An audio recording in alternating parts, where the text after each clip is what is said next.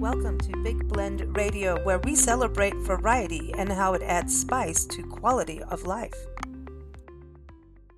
Hey, everybody, welcome to Big Blend Radio. You know, Steve Piacente has been on our show for, I think, actually, probably one of the first guests, actually. I think way back when we first started podcasting years ago, when Nancy and I lived outside Joshua Tree National Park and moved around to Tucson, then went on the road full time. And Steve has been in our lives with his books, his novels, and life coaching business, coming on the show as a communication specialist. He's a former journalist and a photographer. And all of these, I think, go hand in hand as a photographer. So today we're going to talk about being a photographer. We're going to talk about his career and get an inside scoop on what it's like to run a photography business that you started this year. So it's like a website where it's changed in the world, Steve, where people can go on, shop for their photos that they want, say, I want this size. This is how it goes in my house.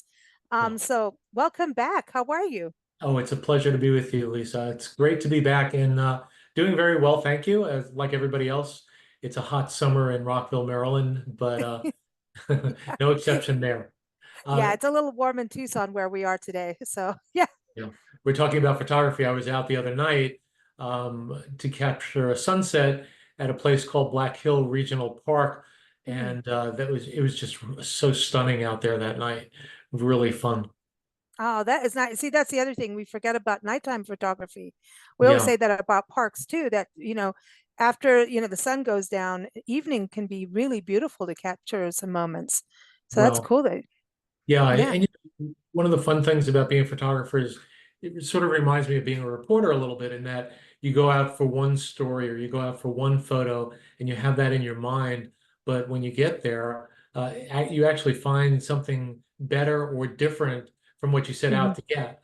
And when I was out there, I was going with the idea of shooting a nice sunset on the lake, but I found a guy who was throwing a ball to his dog. It looked like they had been owner and dog, master and owner for probably 15 years. The dog was kind of old, but he was having so much fun running and jumping Oh, off the dock into the water and getting the ball and bringing it back. oh, that's cool. See, I like that. Because you're getting those glimpses of everyday life, and that's what's great. I want people to know your website, and it's linked in the show notes, everyone, piacentephotos.com. And what's interesting is you don't go just like, oh, I'm only nature.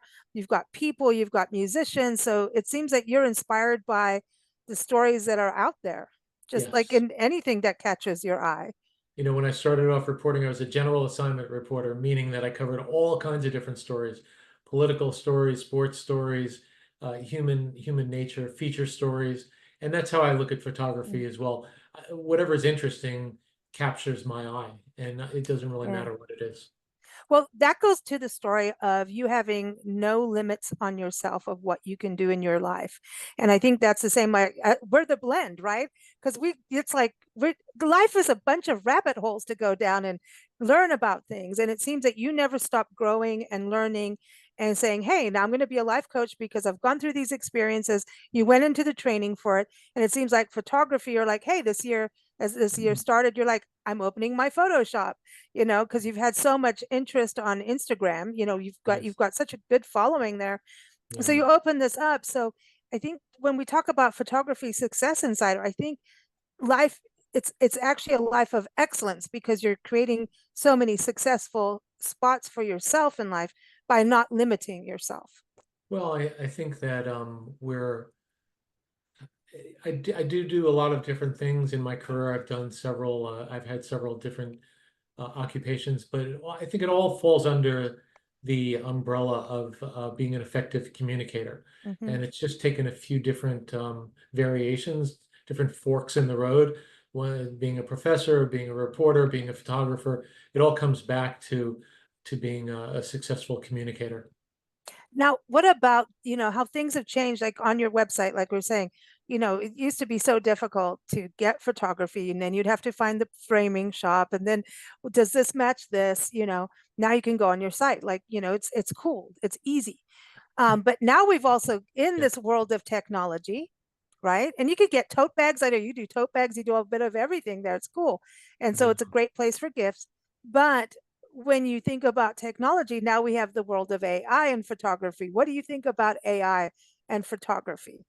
Well, I think my feeling about AI, whether it's in communications, whether it's in photography, whatever it's in, the AI is your assistant. It's not your substitute. It's not your replacement. Mm, And I feel that there's a challenge out there because there's a temptation to let AI do all the work. But yeah. then, of course, the scare is that we lose our originality, we lose our brand, and I don't want that to happen. Mm, So if you think of it as your assistant rather than as your replacement or substitute, you're probably going to be okay. That's how I look at it. So in other yeah. words, if I take a photo and there are some telephone lines in it that are distracting, I don't think there's any problem with using AI tools to get rid of those telephone wires. It Yeah. doesn't alter the original shot, and it just makes it more pleasing to look at. Unless it's one of those old neighborhoods with a bunch of phone lines hanging down and electric lines that create that part of atmosphere, right? Sure, sure, Yeah. sure. And it could be anything. You could have a great sports photo and somebody stuck an arm out right in the middle of your shot, and it's the only shot you have. Taking that arm out is not going to me, doesn't violate any kind of principles. Yeah, I think it's about getting the best shot that you can that's going to appeal to someone like you're saying. I think there is Yeah. that balance, right? So, and that's the other thing too, cameras have changed. Do you remember your first camera? Yeah, it was a film camera, where you'd actually had to expose the film by taking shots and then going to the dark room and using the fixer and the developer, and you came out smelling like awful. Yeah, But yeah, those days are long gone. Thank goodness. I know, but now you get on digital film, right? And remember with digital cameras, everybody was complaining about them, photographers were complaining. But again, we have to get into that changes. We're always evolving and progressing, right? Well, But yeah, there's so many things on our cameras to help us. there are, and the cameras do a lot for you, but one thing they can't do is compose the shot. So Mm, so that's where your brain comes into play, and mm. that's where you see the shot and take the shot, and then of course we can enhance it in many different ways. But that original, light bulb moment when we see that shot that catches our eye, that's what I'm interested in the most.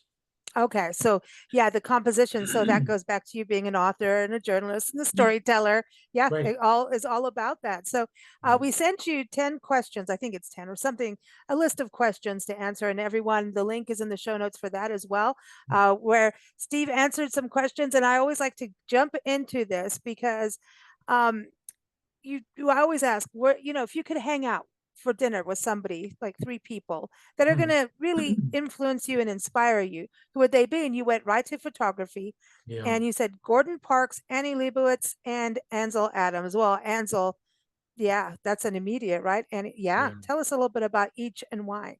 Well, first of all, documenting the civil rights era, and whether it was as a photojournalist or as a reporter, I just think it would be so fascinating to talk through some of that and find out his experiences and some of the dilemmas that he faced, ethical challenges, um, being barred from places that he wanted to take photos. It just would be very interesting to me. Mm. Annie is, I mean, if anybody's seen the documentary on Netflix, we know what a character I she haven't done is. that So yet. I haven't. Oh, I haven't seen that yet. yeah, yeah, Oh, yeah. cool. And so of course it would be so interesting to talk to her. And then Ansel, he was the original creator kind of, and just how these people saw their shots, composed their shots, what they did to frame the shots, from a kind of a technical perspective as well as a theoretical perspective. I think it would be just fascinating to talk to them about that. In the Well, same way that I would find it interesting to talk to an author, and I actually get to do that more frequently.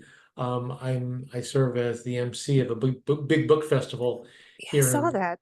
in Maryland, and so part of my duties includes interviewing authors as they come onto the main stage.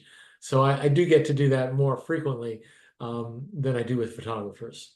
That's cool. I think that's what I love about my job is just I get to learn from people every single day. I feel like I'm in permanent college. And you were Yeah. talking about that also about your career. I said, well, what would you do to as a just, a new career for a day to learn something you knew? You're like, I'm learning new every day with what you do. Well, yeah, and there I was referring to what I do for my company called the Communication Center, where Yeah. I'm a training director, and we have clients that range from the World Bank to different private companies, federal government organizations. All the people that I work with are brilliant.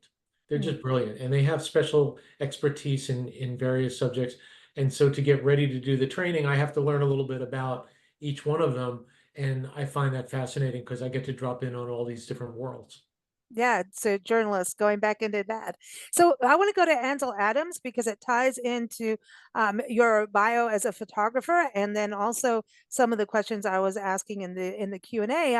Mm. Ansel Adams famously talked about, if you make 1,000 bad shots and you get one out of them, you're really lucky, right? Yeah. So in falling down as a photographer, we're going to take just like a comedian that bombs all the time. You have to bomb to be able to get the laugh, right? And you have Mm. to still commit to the bombs. You have to do that as a Yeah. photographer, right? Yeah. I'm it's not infrequent.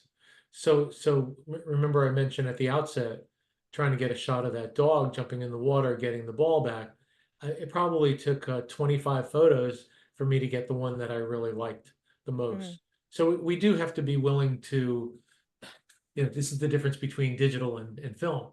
That in those days it would have been much more cumbersome yeah. to rattle off 1,000 shots before you got the 50 that you wanted. Today it doesn't mean anything, and we just load them into the computer and delete the ones we don't like.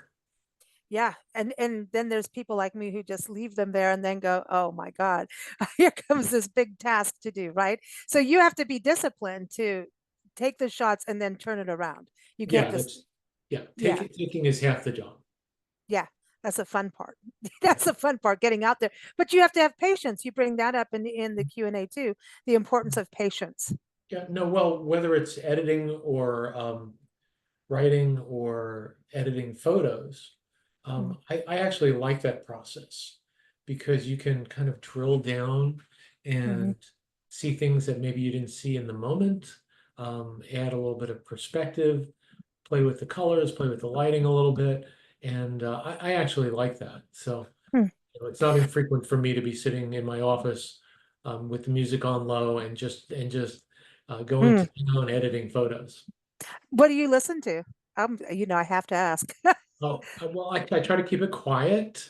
Hmm. I like quiet classical when I'm editing photos. I don't want anything distracting, but I want Okay. to. To me, it's kind of like a cushion. Yeah. So your It's brain stays on track.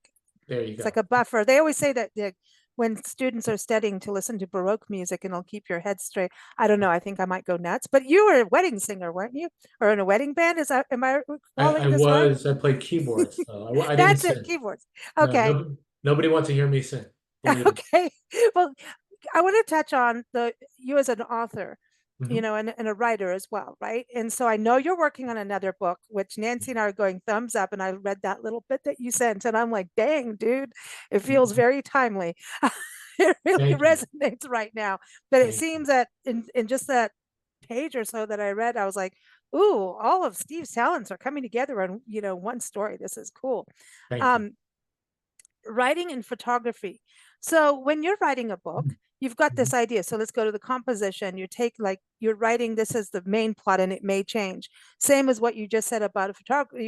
The going and taking a photo of the gentleman and his dog, right? Mhm. Mhm. Something changed, and then you have to wait and get it right, and then you bring it home, and then you play edit with the music in the background. Is that kind of the same process for writing a book, a novel? Like, here's the Um, story, I've got to get the plot down, and then you start tweaking it, or no? no, it's a little bit different, and I'm changing my background just so that Oh, folks can get a little different view of the kind of photography that I'm doing. All of these okay, cool. backgrounds are photos that I've taken. Um, it, it, I would say the photography is a little bit more linear because you Mm-hmm, go out, you take your photos, you come back, and you edit them. mm-hmm, It's not infrequent that I will wake up mornings and realize that in chapter 5 of my book, I have forgotten to do something, or this would make a nice addition, or there's a Okay. detail about one of the characters that just came to me, and I need to go back and put that in. So it's much less linear and much less predictable. So, I do weird things. I have conversations with my characters. I try not to be um, the author all the See, time.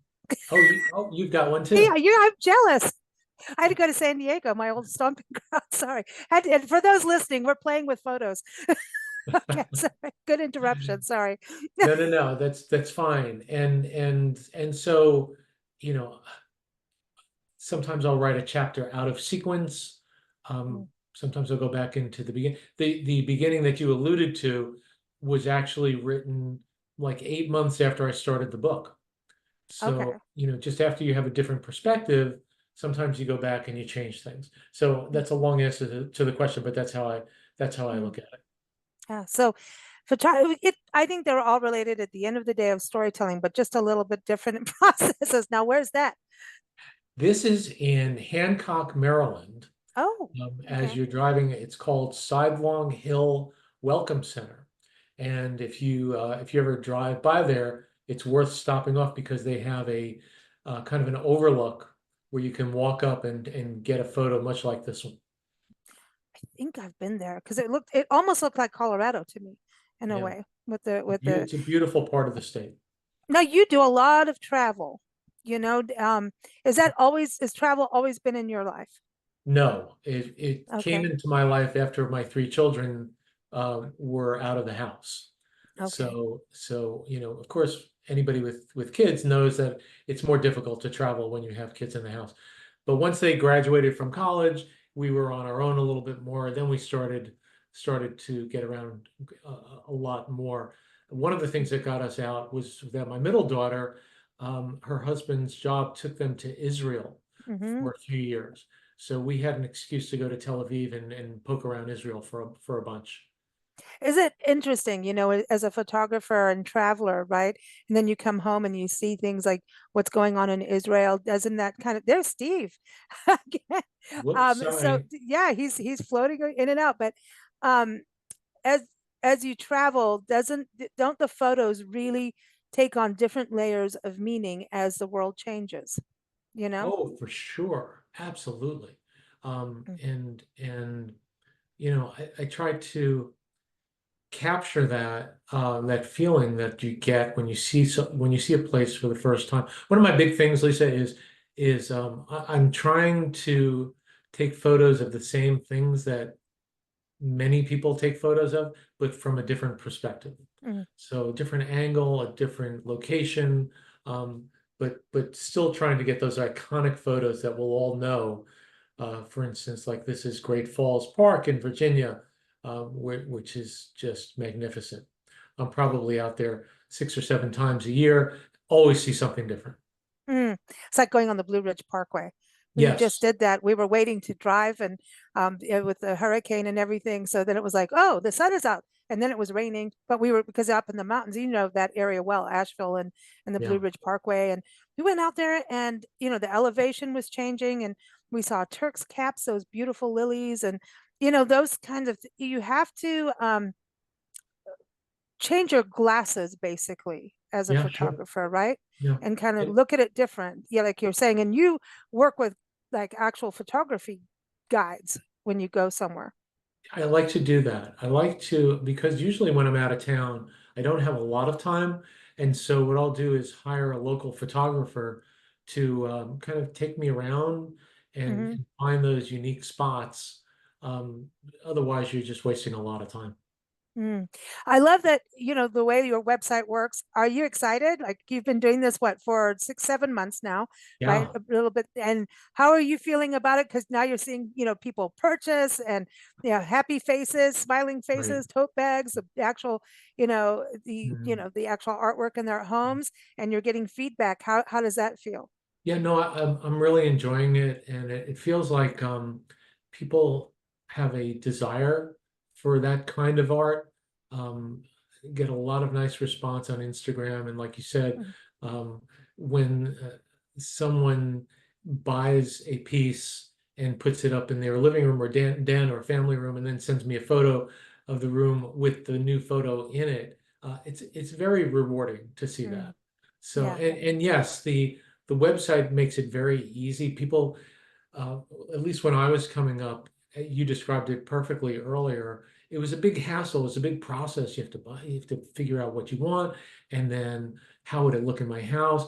Now the website enables you to use your phone to show how the photo would look over your couch or in your family room or whatever.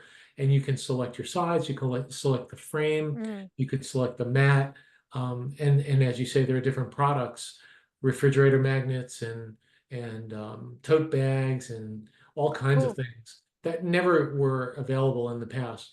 So yeah, I'm excited about that and been getting a lot of good feedback. I think you've got a really good market for the tourism industry because Yeah, of the destinations you go to. Like when you go and stay like in a bed and breakfast or a boutique hotel, and even, the name brands, when you go into a hotel room, it is such a good idea to have local scenes and local area photos or paintings on the walls. And you can take them and put them on canvas, I think, too, right? There's all yeah, kinds of things you can do, different papers and everything. But right. I always think like when you go in a hotel room and the art does it, it's just like I don't Blah. yeah, that they went to the Dollar General store or something. Sorry, no offense, no name calling. I didn't mean that. Yeah, But you know what I mean. And if they invest in a photographer that's gone out and spent the time, because it is time and it is money to go to these places, albeit it's fun, but it's still work, right? Don't you want to stay in a hotel room that has that, or a B&B or wherever? absolutely. And frankly, it's a little bit, like you say, disheartening. Because even when they do have local scenes, they're not the best. Mm, And yeah, I'm not going to name any chains or yeah, yeah. anything else Don't, like that, I'm gonna but strike myself out for doing that. But yeah. right. But there's opportunity there, and I haven't explored it really, but Mm. I would like to know where they're getting their photos from because I think we can do better. Yeah, and I want to see postcards coming back, honestly, because I think we still need the post office, right? But postcards, to get a postcard in the mail, wasn't it cool to see where people were and have that really cool photo on there that Right. gave you that description of where people were, wish you were here. Yeah. It is, nowadays you don't see them anywhere. I want to see this return of Americana in Yeah. No, tourism. I know exactly what you mean because I have a brother-in-law named Skip, and when my children were little, he was doing a lot of traveling, and he would always send postcards from your traveling uncle Skip from these different places around the world, and they were delighted to get them. They were so much fun. You see, that's a little girl when we traveled and lived in obviously Africa and everything, but England. I got into this craze of postcards and collected postcards of all the castles, and like I had this massive postcard collection because it was like the perfect picture. You Yeah. know what I mean? And I think there's some, I know it sounds weird, but that's the power of photography Yeah. because they reminded me of the place I was, Yep. you know, and I could afford it because I was a Right. little kid. It was my Right. my pennies. So that part is, do you find people going and purchasing your photography because they maybe have been somewhere, maybe didn't get quite that shot that they wanted to, that's Mhm. enough to put on their walls? I know a lot of people use their phones. We have to go beyond the selfie, right? But actually have the photo that Mhm. represents what you wanted to capture while you were there, maybe. Oh, absolutely. Yeah. And it's that. It's also something that strikes a chord with somebody, whether they've Mm, been there or not. Um, it's just something that will resonate with people, and you're never sure what that will be, but mm, in the same way that I've had the good fortune of writing things that resonate with people, it seems that it's working with photography as mm. well. So Do you have a preference in camera? And then do you ever use your cell phone? I do use my cell phone, not that much because the Sony cameras that I use are usually with me. So it's pretty rare that I go anywhere and my cameras are not with me, at least one of them. Yeah, it's a different kind of thing. To me, I want something a little heavier. It's easier to balance. That's just me. But in the cameras that you have, do you carry a bunch of lenses, or do you try to keep it simple when Yeah, you're out traveling? I would say it depends. So I was just in Western Maryland to do some more research for my novel. And when I was out there, of course, I brought the camera, the base lens, and one telephoto lens. And I'm glad I did because while I was traveling around, I stumbled on a town called Frostburg, Maryland. And this was Mm. the 4th of July. And as I rode into town, I noticed that there were hundreds of people on the street. And I thought I was going to walk into a parade, but what it was the annual Elks Club Derby races. And I don't know if you've ever seen this, but it's kids, probably 8, 9, 10, and they have two at a time. The main road through town is a up and down hill, pretty steep, and they start two kids at the top, let them go racing down, and it just made for some fun pictures. That's cool. That's Yeah, cool. So that again, always, be prepared because you people. never know what you might stumble into. I love it.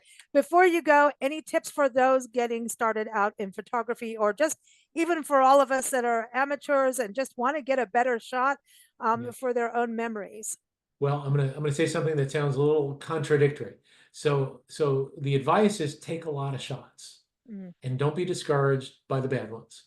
But try to be a little bit more judicious, selective about what you're shooting. I don't think the world needs more dessert pictures and more coffee pictures, and unless we're in the coffee fields where they're growing and we see a nice picture of the farmer and the sunset in the background, that's different. But just a picture of what you've got at Starbucks today, maybe we don't need that. Okay, so really start looking at change your lens. Change your lens. Exactly. I love Exactly. it. I love it. Steve, it is always a pleasure having you on the show. And I know we're going to be talking about Alaska soon, right? Because that's your next major destination. Yeah, later this summer, I'm going up on a business trip to Alaska, but I've worked it out with the boss to take a few days and spend them in Juneau and Anchorage, where the primary goal is to get some shots of wild bears and take a helicopter to the center of a glacier. Oh, I know people who did that. That's epic. Yeah. That's epic. Oh, wow. Wow. That is, I can't wait. Can't wait, Steve. Everyone Right. can follow you on Instagram too. Where should they, It's what's just the my name, handle? Steve Piacente. It's right there on the photo. You just put it Okay. in the search and you'll find me, and I'd love to see more people on the site. And Facebook, everyone. So just go to piacentephotos.com. Thanks so much, Steve, and happy snapping. Thanks, Lisa. Take care. Thank you for listening to Big Blend Radio. Keep up with our shows at bigblendradio.com.